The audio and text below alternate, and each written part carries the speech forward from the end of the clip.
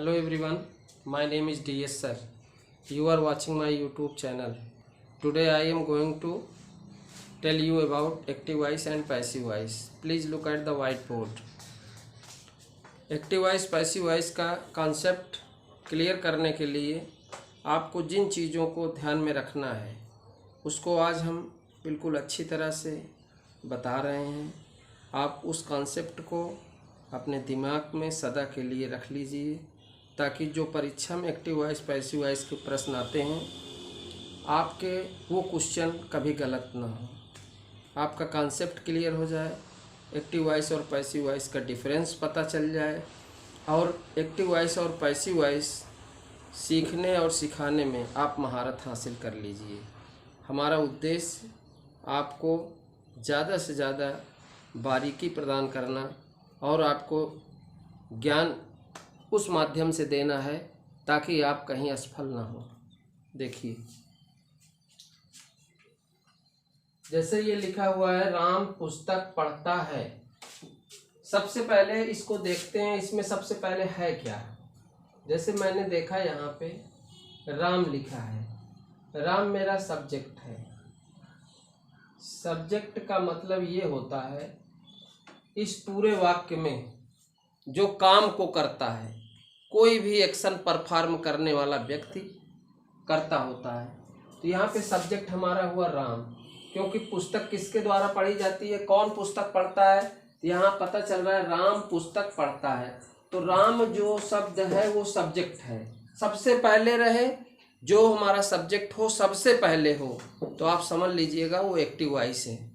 और तुरंत उसके बाद सब्जेक्ट लिखा जाएगा और यहाँ पे जो पुस्तक दिया हुआ है ये मेरा हिंदी में ऑब्जेक्ट है और पढ़ना मेरी क्रिया है। तो सबसे पहले जब इसका हम ट्रांसलेशन बनाते हैं तो लिखेंगे राम, पढ़ने की लिखेंगे reads a book.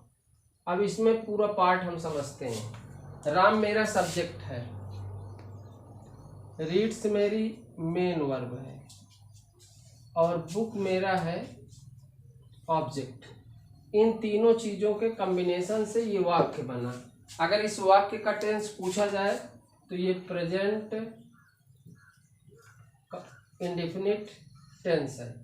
Present indefinite tense है, तभी ये ता है, ती है, ते हैं से समाप्त हो रहा है। तो राम रीड्स अ बुक।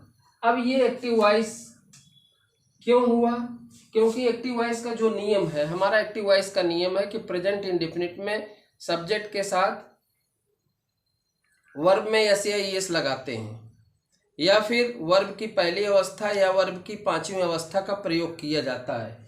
तो यहाँ पे देखिए ये वर्ब की पांचवी अवस्था लगी है V5, ये लिखा हुआ है सब्जेक्ट, ये लिखा हुआ ऑब्जेक्ट। कोई भी एक्टिव वॉइस बनाना है आपको, एक्टिव वॉइस बनाने का सबसे सुंदर नियम हम यही बना दे रहे हैं। सबसे पहले आपको सब्जेक्ट लिखना होगा, फिर आपको क्या लिखना होगा, हेल्पिंग वर्ब लिखना पड़ता है, फिर आपको मेन वर्ब लिखना पड़ता है, चाहे V1 हो, चाहे V2 हो, चाहे V3 हो, चाहे V4 हो, चाहे V5 हो। इन पांचों में कोई आपको एक तो लिखना ही पड़ेगा। इन पांचों में कोई एक लिखना है आपको। सब्जेक्ट लिखोगे, हेल्पिंग वर्ब लिखा जाएगा, उसके बाद वर्ब की पहली या दूसरी या तीसरी या चौथी या पांचवी अवस्था में कोई एक अवस्था, प्लस उसके बाद ऑब्जेक्ट लिखा जाएगा। ऑब्जेक्ट के बाद मेरा अदर वर्ड रहेगा, अगर अदर वर्ड है तो है, नहीं तो कोई बात नहीं। तो आपको ये सबसे पहले समझ में आए कि कोई भी एक्टिव वॉइस अगर हम बनाते हैं तो सबसे पहले सब्जेक्ट, फिर सब्जेक्ट और टेंस के अकॉर्डिंग हेल्पिंग वर्ब लगेगी और टेंस के अकॉर्डिंग हमारा वर्ब की पहली, दूसरी, तीसरी, चौथी, पांचवी अवस्था का प्रयोग किया जाएगा। अगर वाक्य में ऑब्जेक्ट है तो तुरंत ऑब्जेक्ट लिखा जाएगा और अदर वर्ड होता है तो अदर वर्ड लिखा जाएगा। ये एक्टिव वॉइस का सबसे सिंपल फार्मूला है। अब इसके विपरीत पैसिव वॉइस का क्या फार्मूला होता है। पैसिव वॉइस का फार्मूला मेरा ये होता है कि जो एक्टिव वॉइस का ऑब्जेक्ट था, जैसे यहाँ पे बुक मेरा ऑब्जेक्ट था, तो ऑब्जेक्ट कहाँ पे आएगा, सब्जेक्ट के स्थान पे आ जाएगा। सबसे पहले ऑब्जेक्ट आ जाता है, एक्टिव वॉइस का ऑब्जेक्ट पैसिव वॉइस में सब्जेक्ट के स्थान पे आ जाता है, और पैसिव वॉइस में पैसिव वॉइस के अनुसार जो भी हेल्पिंग वर्ब लगना है वो हेल्पिंग वर्ब लगेगी। और उसके बाद क्या होता है, हमेशा पैसिव वॉइस में थर्ड फॉर्म लगेगा। फिर बाई लगा के जो मेरा सब्जेक्ट था उसी सब्जेक्ट को लिखना है, और उस सब्जेक्ट का हमारा जैसे आई है तो बाई मी हो जाएगा। सब्जेक्टिव केस में जो चीज़ थी उसको हम ऑब्जेक्टिव केस में लिखेंगे, बस थोड़ा ये कारण है। ये मेरा पैसिव वॉइस है। अब यहाँ पे थोड़ी बात ये ध्यान देने वाली है, जैसे आई था, अगर एक्टिव वॉइस में आपका आई हो गया, active voice, passive voice, active voice passive voice में थोड़ा विशेषता ये ध्यान देना है, अगर एक्टिव वॉइस में आई आया है, पैसिव वॉइस में वही बाई मी बन जाता है। एक्टिव वॉइस में वी आया है तो पैसिव वॉइस में बाई अस बन जाएगा। एक्टिव वॉइस में ही आया है तो पैसिव वॉइस में बाई हिम बन जाएगा। एक्टिव वॉइस में यू आया है तो पैसिव वॉइस में बाई यू बन जाएगा। एक्टिव वॉइस में अगर किसी का नाम आया है तो नाम उसी तरीके बाई लगा के लिख दिया जाता है। जैसे एक्टिव वॉइस में आई वी दे आया है, अगर कभी भी तो बाय देम हो जाएगा। इस तरीके से एक्टिव वॉइस में आपको ध्यान देना है, आई रहेगा एक्टिव वॉइस में अगर सब्जेक्ट, तो पैसिव वॉइस में जब उसको ऑब्जेक्ट बनाया जाएगा, उसको ऑब्जेक्ट के स्थान पर ट्रांसफर करेंगे तो आपको क्या करना है, आई जो है बाय मी में हो जाएगा, वी बाय अस में हो जाएगा, ही बाय हिम में हो जाएगा, सी अगर है कभी भी तो सी किस में हो जाएगा, बाय हर में हो जाएगा। तो ये जो है ऑब्जेक्टिव केस में आपको लिखना पड़ेगा। और यहाँ का जो ऑब्जेक्ट है वो सब्जेक्ट के स्थान पे, सब्जेक्ट ऑब्जेक्ट के स्थान पर। पैसिव वॉइस में हमेशा थर्ड फॉर्म का प्रयोग करना है, इसको आप याद कर लीजिए। पैसिव वॉइस में हमेशा, चाहे कोई भी पैसिव वॉइस हो, अगर पैसिव वॉइस है तो हमेशा वर्ब की थर्ड फॉर्म ही प्रयोग की जाएगी। इस बात को आपको बहुत ध्यान देना है, कोई भी पैसिव वॉइस है उसमें वर्ब की थर्ड फॉर्म का ही प्रयोग करना है। जैसे हमारा ये पहला वाक्य था, पहला वाक्य था हमारा,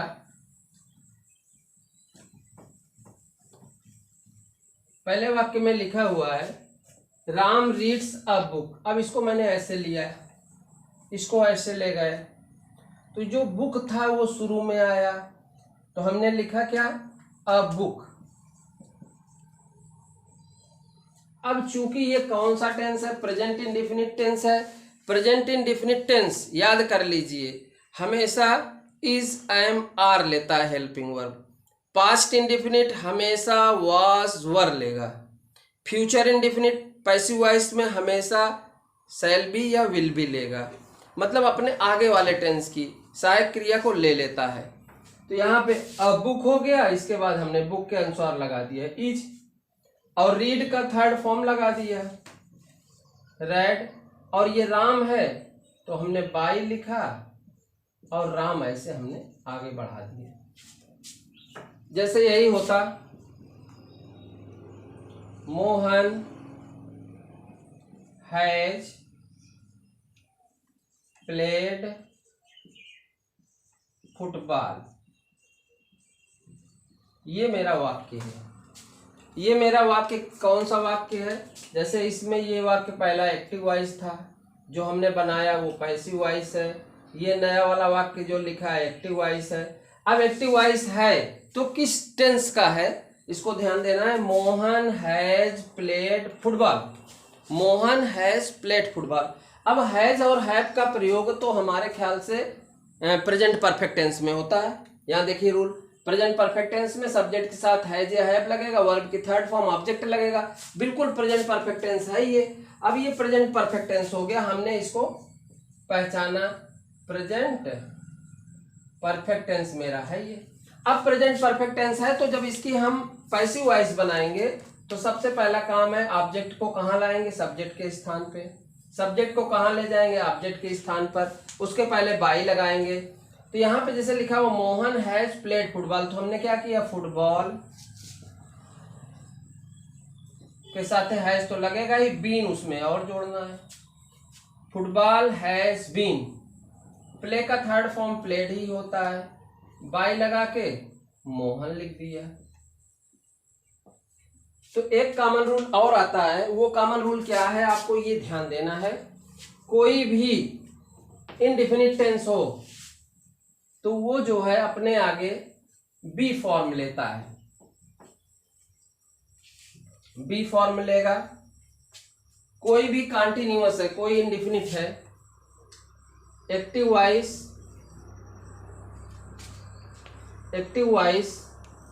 इंडिफिनिट में है,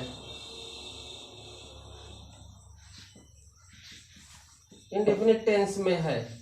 कोई भी एक्टिव वॉइस इंडिफिनिट टेंस में, चाहे प्रेजेंट इंडिफिनिट में, चाहे पास्ट इंडिफिनिट, चाहे फ्यूचर इंडिफिनिट, तो वो फॉर्म लेता है बी फॉर्म। बी फॉर्म का मतलब आप जानते हैं, बी से बनता है। बी तो आपने सुना होगा। बी में होता है इज, एम, आर, वाज, वर, या फिर शैल लगा के बी लिख दीजिए, शैल बी या विल बी। ये मेरा बी फॉर्म लेता है, यानी बी उसके साथ रहना चाहिए। तो इंडिफिनिट वाला बी फॉर्म लेता है। कोई भी कंटिन्यूअस टेंस की अगर एक्टिव वॉइस है,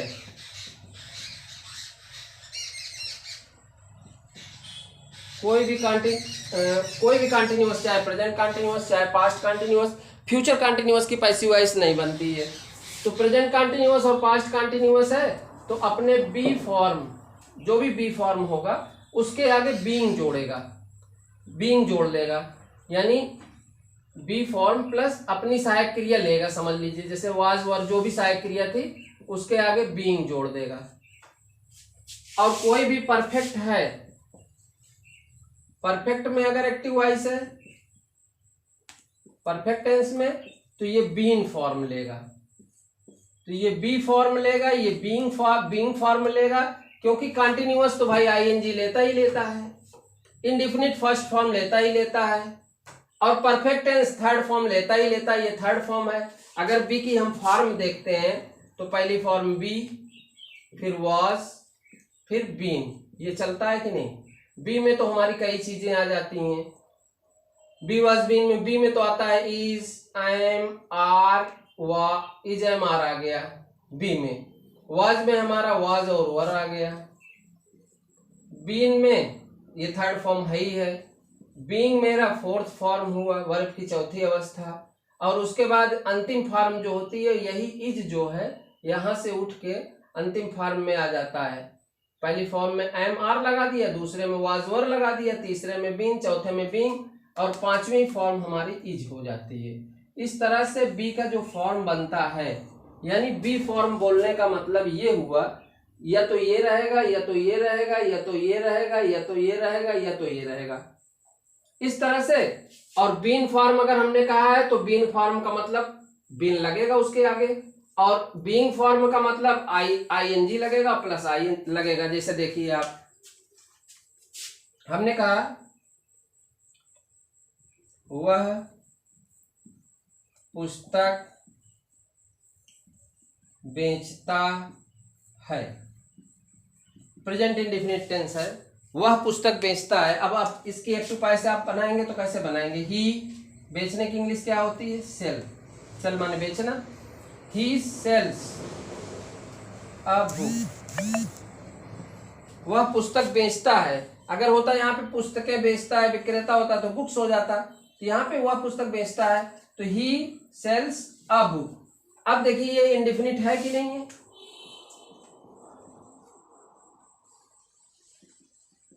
इंडेफिनिट टेंस था, इंडेफिनिट टेंस है ये। अगर इंडेफिनिट टेंस है तो कौन सा इंडेफिनिट है का मतलब प्रेजेंट है, प्रेजेंट इंडेफिनिट है ये। अब प्रेजेंट इंडेफिनिट टेंस है, कोई भी इंडेफिनिट टेंस है, बी फॉर्म लगता है। बी फॉर्म में आप एम, आर, वाज, वर, इन सब का प्रयोग कर सकते हैं। तो बुक के अनुसार आपका लग गया, a book is sold by, ही का क्या बन गया, हिम।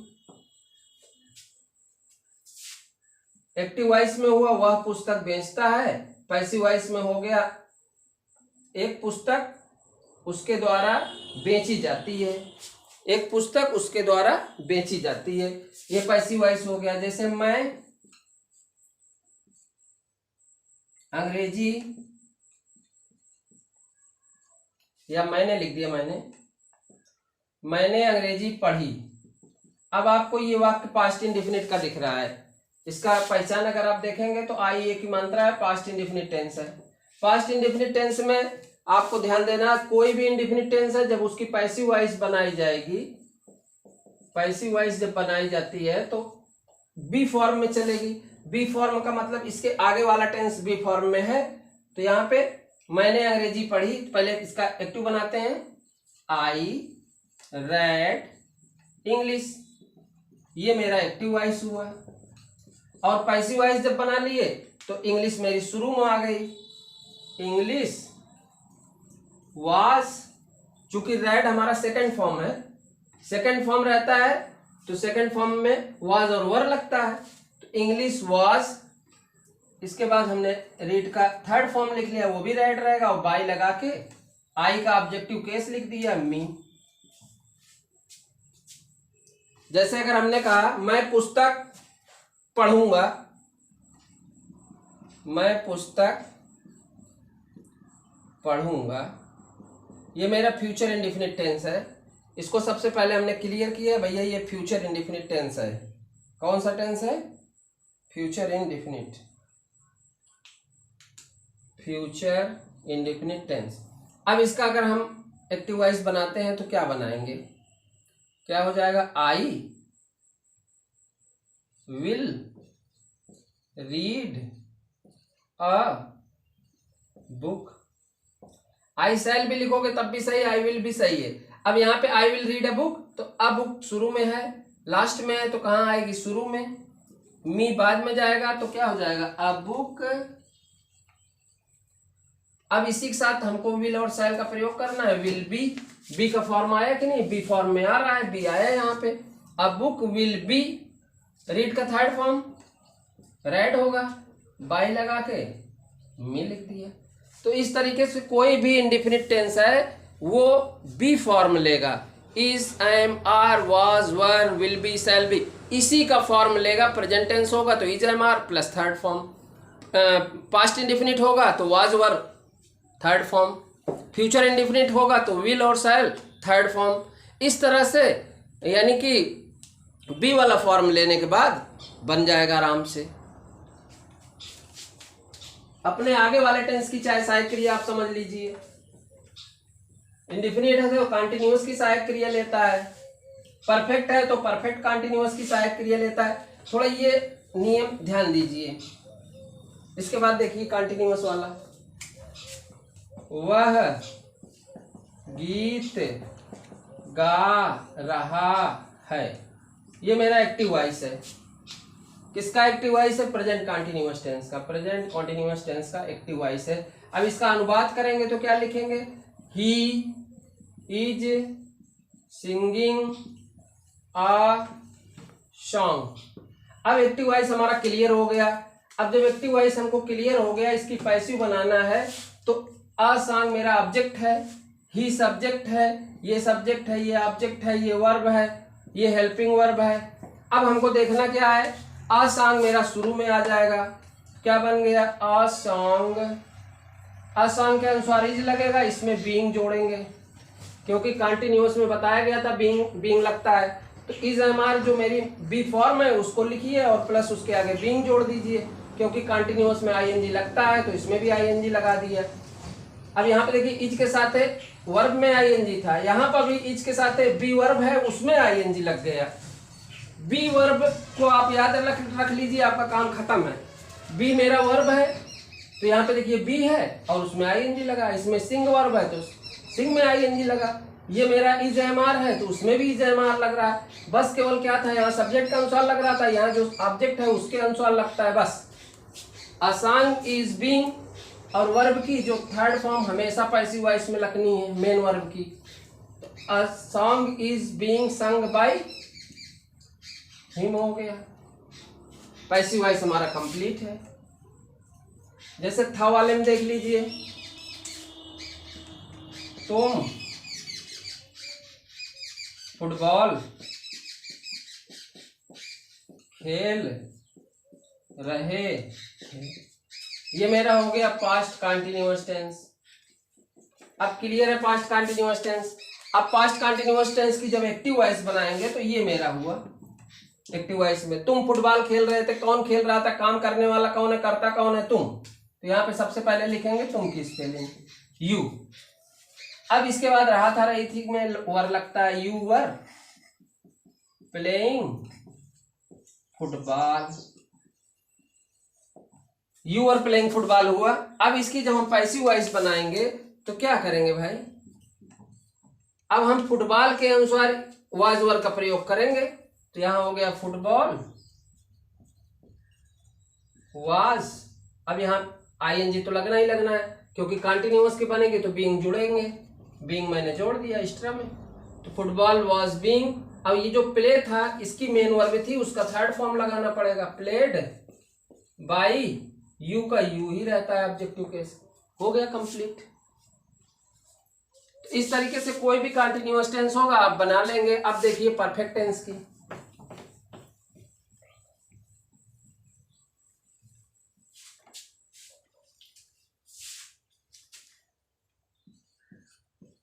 तुम पत्र लिख चुके हो, ये बन गया प्रेजेंट परफेक्ट टेंस। अब इसकी एक्टिव वॉइस बनाना है हमें, तो सबसे पहले तो हमें मालूम है कि कोई भी एक्टिव वॉइस बनाएंगे तो प्रेजेंट परफेक्ट का हमारे पास चार्ट है। प्रेजेंट परफेक्ट में हैज हैव के साथ थर्ड फॉर्म लगता है, उसके बाद ऑब्जेक्ट लिखते हैं। तो यहाँ पे लिखेंगे you have written a letter.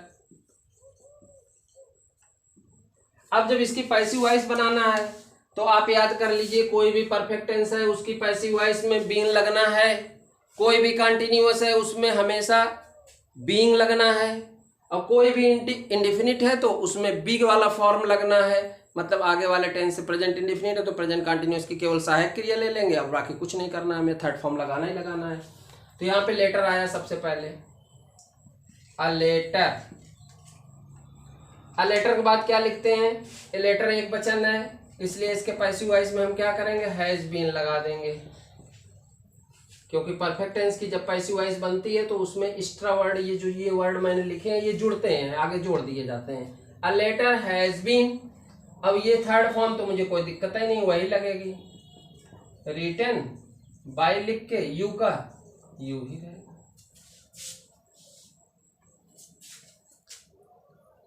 हम अंग्रेजी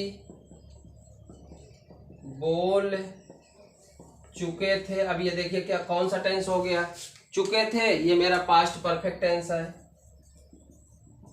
कोई भी परफेक्ट टेंस हो उसमें बीन लगना ही लगना है। तो यहाँ पे क्या हुआ, हम अंग्रेजी बोल चुके थे, तो इसको हमने बनाया एक्टिव वॉइस। जब इसका बनाएंगे तो क्या बनेगा, वी हैड, स्पीक का third form spoken English, we had spoken English. अब इसकी जब हम पैसिव वॉइस बनाएंगे तो क्या करेंगे भाई, अब यही ऑब्जेक्ट जो है शुरू में आएगा, सब्जेक्ट लास्ट में जाएगा, हैड तो हैड ही रहेगा, उसके आगे बीन जोड़ेंगे, थर्ड फॉर्म ही रहेगा। तो यहाँ पे क्या हो गया, English had been spoken by, we किस में बदल गया, अस। इस तरह से आपका पास्ट परफेक्ट टेंस का हो गया पैसिव वॉइस। और इसके बाद फ्यूचर का देख लीजिए,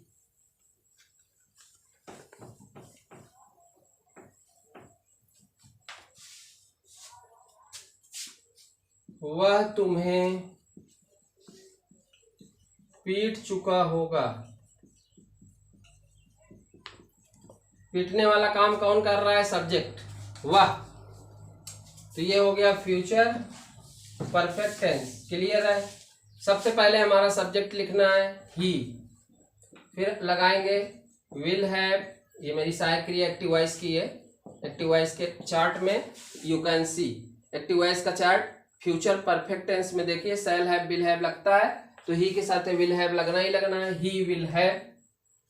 अब विल हैव लगा है तो अब हमको क्या लगाना है, वह तुम्हें पीट चुका है, पीटने की इंग्लिश होती है बीटन, फिर तुम्हें की इंग्लिश यू हो गई, he will have beaten you. अब इसका जब पैसिव वॉइस बनाएंगे तो हम करेंगे क्या, ये जो यू था ये मेरा ऑब्जेक्ट है, ये ऑब्जेक्ट शुरू में आ जाएगा, यू विल हैव, इसी के आगे बीन जोड़ दिया करेंगे, यू विल हैव बीन, और बीटन बीटन ही रहेगा, बाई लिख के ही का हिम लिख देंगे।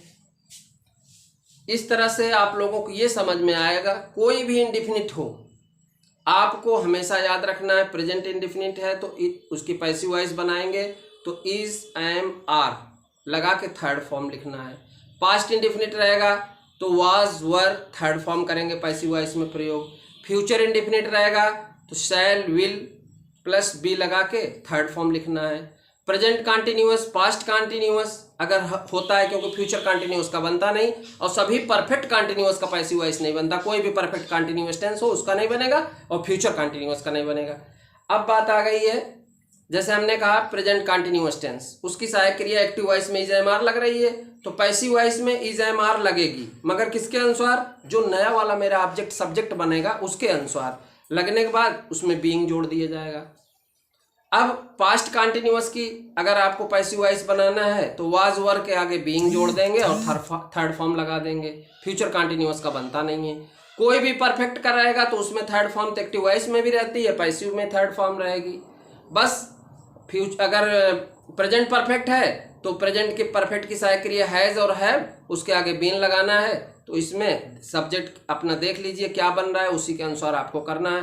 हैज बीन, हैव बीन करके थर्ड फॉर्म करना है। पास्ट परफेक्ट की पैसिव वॉइस बनाना है, हैड बीन के साथ थर्ड फॉर्म लगाना है। फ्यूचर परफेक्ट की पैसिव वॉइस बनाना है, will have been, shall have been के साथ थर्ड फॉर्म लगाना है। अब इस तरह से अगर आपको याद है कि सब्जेक्ट ऑब्जेक्ट की जगह, ऑब्जेक्ट सब्जेक्ट की जगह ट्रांसफर करना है, वर्ब की थर्ड फॉर्म का प्रयोग करना है, पैसिव वॉइस बनता जाएगा। हाँ, कुछ पैसिव वॉइस के अच्छे चक्कर है जिसमें सब्जेक्ट को दिखाया नहीं जाता, उसके लिए थोड़ा आप समझ लीजिए। जैसे मैंने कहा राम पीटा गया, अब ये वाक्य आपको दिख रहा है, ये पैसिव वॉइस है, मगर यहां पर राम को किसने पीटा इसका मेंशन नहीं है। अगर होता राम मोहन द्वारा पीटा गया, राम को मोहन ने पीटा, तो इस तरीके से आपको ध्यान देना है। यहाँ पे राम पीटा गया तो राम जो है यहाँ पर क्या है, राम सब्जेक्ट है कि ऑब्जेक्ट, इसको आप पहचान लीजिए। राम पीटा गया, पीटने का प्रभाव, पीटने का इफेक्ट किसके ऊपर पड़ता है, राम के ऊपर। राम पीटा गया, उसको किसी तीसरे आदमी ने पीटा, तो राम पीटा गया, पीटने का प्रभाव जिसके ऊपर है वही मेरा रिसीवर है, वही मेरा ऑब्जेक्ट है, उसको सबसे पहले लिखना है राम। अब पीटा गया आपको दिख रहा होगा पास्ट इंडेफिनिट टेंस, मगर ये पास्ट इंडेफिनिट की पैसिव वॉइस है। इसमें आपको करना क्या है, राम वाज बीटन, राम पीटा गया। जैसे हमने कहा उस यहां अंग्रेजी पढ़ाई जाती है, यहां अंग्रेजी पढ़ाई जाती है, ये वाक्य है, यहाँ अंग्रेजी पढ़ाई जाती है। अब यहाँ पर जो पढ़ाता है हमने उसकी चर्चा नहीं की है, कौन पढ़ाता है, किसके द्वारा पढ़ाया जाता है, मगर इस वाक्य को देखने पर आपको ये पता चलेगा कि ये जो है प्रेजेंट इंडेफिनिट का पैसिव वॉइस है, क्योंकि यहाँ पढ़ाए जाने का प्रभाव अंग्रेजी, यहाँ अंग्रेजी पढ़ाई जाती है तो यहाँ पे इंग्लिश जो है वो मेरा ऑब्जेक्ट है, ठीक। तो इंग्लिश को आप ऐसे लिख देंगे, English is taught here. English is taught here का मतलब यहां अंग्रेजी पढ़ाई जाती है। अब ये पैसिव वॉइस का वाक्य है। चोर पकड़ा गया, हमने कहा चोर पकड़ा गया, अगर उसको चोर को जनता ने पकड़ लिया है तब तो कैच का काट हो जाएगा। अगर चोर को पुलिस ने पकड़ लिया है तब अरेस्टेड हो जाएगा। मान लीजिए जनता ने पकड़ लिया है, चोर पकड़ा गया, थीफ, चाहे यहाँ पे दी थीफ लगा दीजिए, द थीफ वाज काट। पतंग उड़ाई गई, पतंग उड़ाई गई। अब आपको ये दिख रहा है पास्ट इंडेफिनिट टेंस का है, पतंग उड़ाई गई, मगर किसने उड़ाया इसकी चर्चा नहीं है, तो यहाँ पे क्या हो जाएगा, the kite was flown, the kite was flown। Deepavali मनाई गई। अब ये भी देखिए, यह दीपावली मनाई जाती है। कोई भी टेंस में आप एक्टिव वॉइस लीजिए, उसका पैसिव वॉइस समझ लीजिए। जैसे हमने कहा दिवाली मनाई गई, क्या हो जाएगा, Diwali was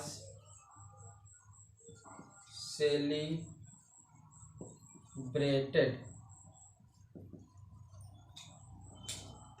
Diwali was celebrated.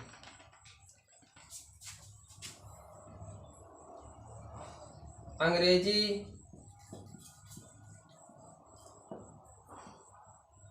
पूरे भारत में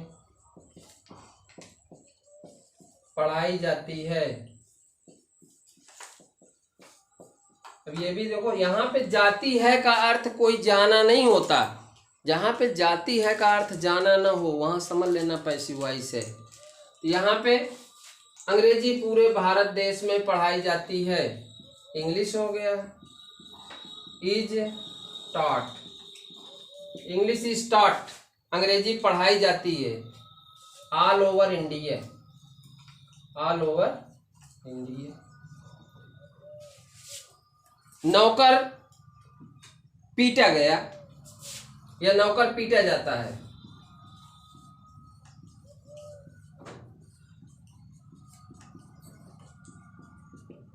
अब आपको प्रेजेंट इंडेफिनिट की पैसिव वॉइस दिख रही है, द सर्वेंट इज बीटन। तो इस तरह से आप जो है, जिसमें ऐसा जो है पैसिव वॉइस है जिसमें जिसके द्वारा काम होता है उसका मेंशन नहीं किया गया है, तब भी जब हम पैसिव वॉइस बना सकते हैं। पैसिव वॉइस के हिंदी वाक्यों में द्वारा शब्द, जाता शब्द दिखाई देता है और पैसिव वॉइस के सारे रूल आसानी से आप कंठस्थ कर सकते हैं। चार्ट की मदद से एक्टिव वॉइस किसका किसका बनता है। 12 में 8, मतलब 12 में 12 एक्टिव वॉइस बनेगा, मगर पैसिव वॉइस सिर्फ 8 का बनता है। ये पैसिव वॉइस और एक्टिव वॉइस का चार्ट है, इसको आप बार बार रिवीजन कर लीजिए और हमारी बात को ध्यान रखिए, मन लगा के पढ़िए। अगर वीडियो अच्छा लगा हो तो लाइक, सब्सक्राइब और शेयर करिए। Thanks for watching the video.